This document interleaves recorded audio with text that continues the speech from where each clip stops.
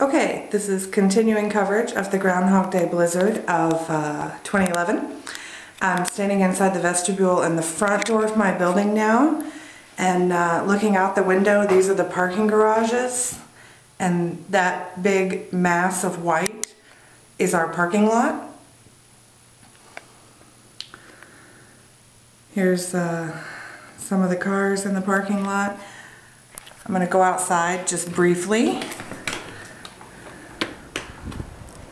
Yikes, okay. So that's what the parking lot looks like so far. If we look down here, yeah, they have not been out even once with the plows. There's 4 feet of snow all over the parking lot. Look how high it is on the garage doors. So that's the front door. Going back in now.